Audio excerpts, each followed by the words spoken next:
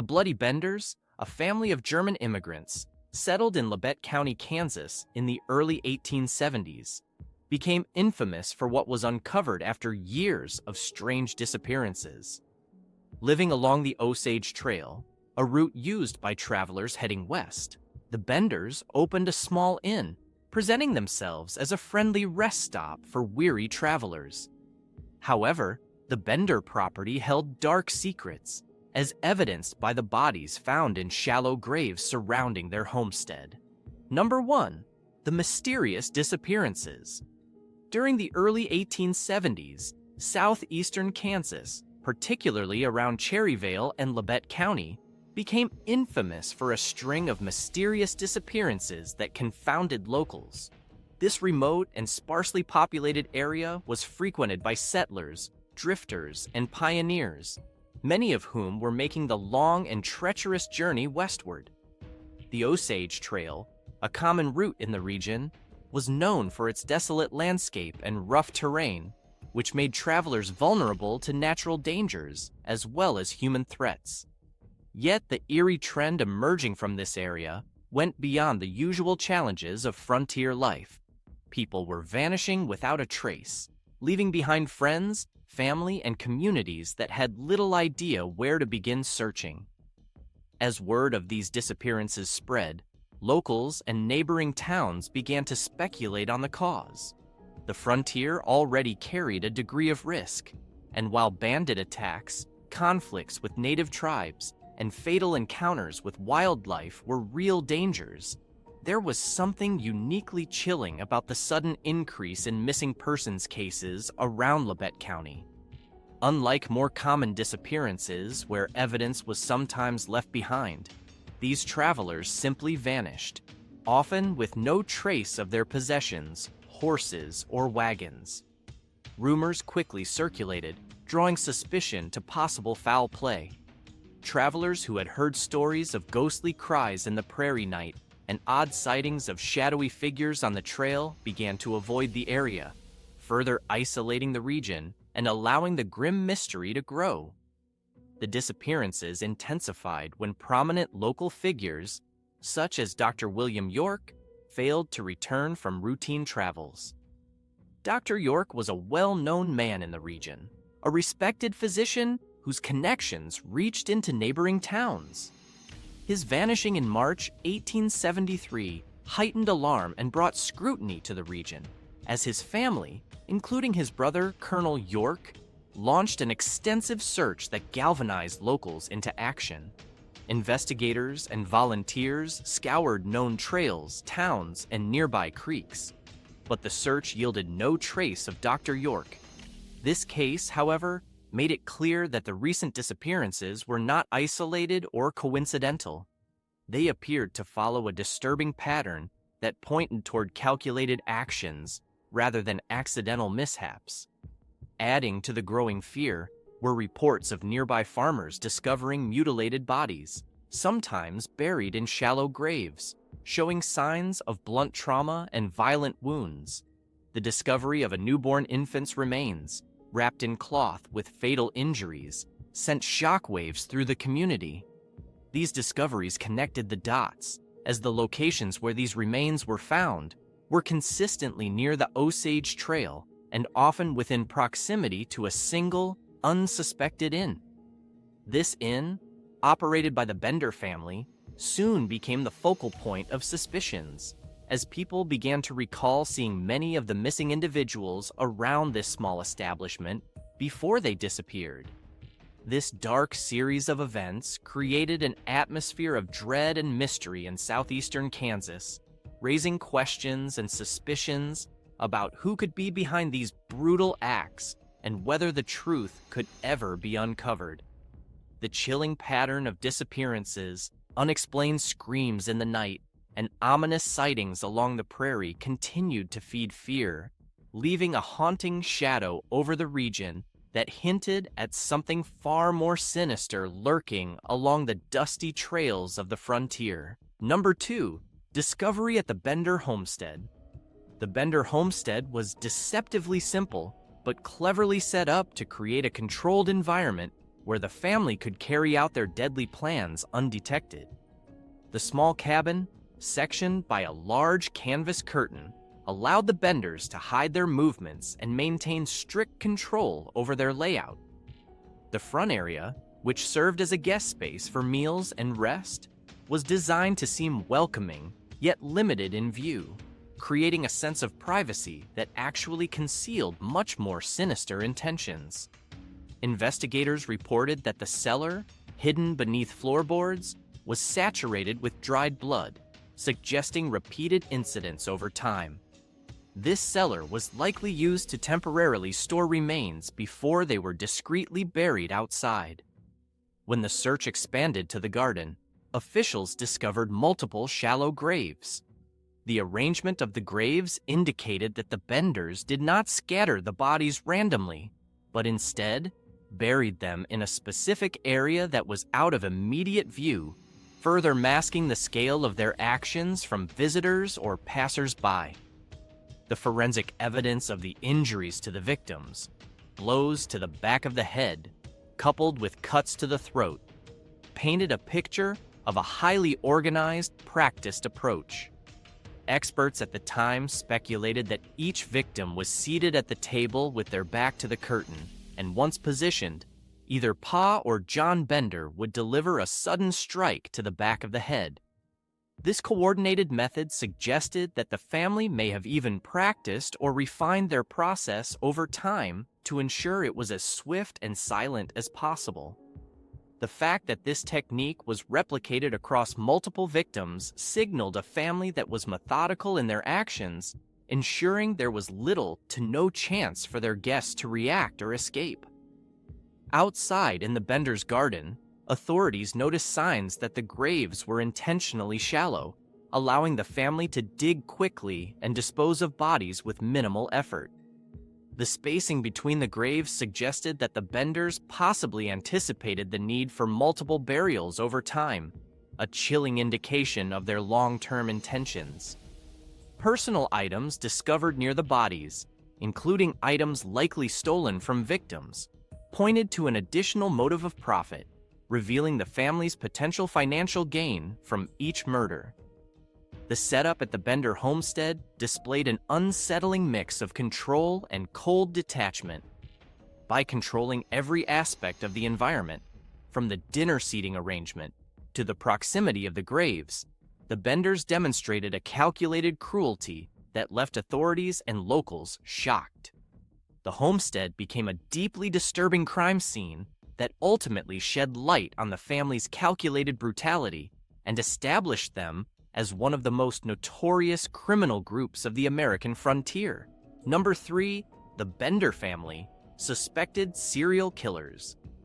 The Bender family was an enigmatic and unsettling presence in southeastern Kansas, unlike most pioneer families. John Sr., known as Pa, was a towering figure with a grim, almost menacing demeanor, and he rarely spoke anything but low, guttural German, giving him a reputation as an intimidating figure. His physical appearance, a burly, unkempt man with a stooped walk, added to his eerie presence. Ma Bender, his partner, was equally intimidating in personality. Described as a fierce and temperamental woman, she was quick to anger and known for her sharp, fast-talking nature. Locals found her unfriendly, and her reputation for a short fuse only fueled suspicions about her. John Jr., Pa and Ma's son, displayed behavior that led people to consider him feeble-minded. He would often burst into fits of seemingly inexplicable laughter, which was unsettling to visitors. Despite his unpredictable nature, he was more sociable than his parents, frequently interacting with visitors. Kate, the youngest, presented a stark contrast to her family's hostile reputation. She was young, lively, and outspoken, attracting significant attention in the community. Claiming to be a spiritualist, she organized seances and offered spiritual healing services to locals, a practice that, while controversial, made her a curiosity in the region. Kate's spiritualist beliefs, however, were unusual even by frontier standards. She argued that murder could be justified as a means of dealing with evil, a shocking statement that would have been viewed with suspicion, even in such a lawless setting. Her advocacy for free love and unconventional ideas only added to the mystery surrounding the family, with some locals drawn to her charisma, while others were deeply disturbed by her moral beliefs. The family's actual relationships remained unclear, and rumors spread that John Jr. and Kate might not have been siblings but lovers, which was further supported by their occasional displays of closeness. Some questioned whether Ma and Pa were truly married or simply posed as a couple for reasons of convenience or deception. These uncertainties fueled speculations about whether the Benders' entire family structure was an elaborate facade meant to cover up their true intentions and origins. Additionally, conflicting reports emerged about the family's background, with some suggesting they had ties to criminal groups in Europe or previous involvement in criminal activities in the United States. While many frontier families struggled to survive and integrated into communities, the Benders kept to themselves, avoiding local gatherings and never engaging in typical community events. Their isolation made it difficult for neighbors to know the family's true nature, allowing the Benders to conceal their sinister activities for as long as they did. This reclusive lifestyle, coupled with their unique dynamics, made them deeply unsettling to the few who interacted with them, furthering their mystique and ultimately sealing their reputation as one of America's earliest and most notorious criminal families. Number 4. The Benders' escape and theories about their fate. After authorities discovered the grim evidence on the Bender property, an intense manhunt was launched. However, by the time investigators arrived, the Benders were already gone, leaving behind minimal traces. They abandoned their wagon in a nearby town, a clue that briefly reignited hope among the search teams. But with few additional leads, the pursuit slowed. Early efforts to locate the family centered around nearby states, as sightings were reported in Texas, Colorado, and even as far north as Michigan.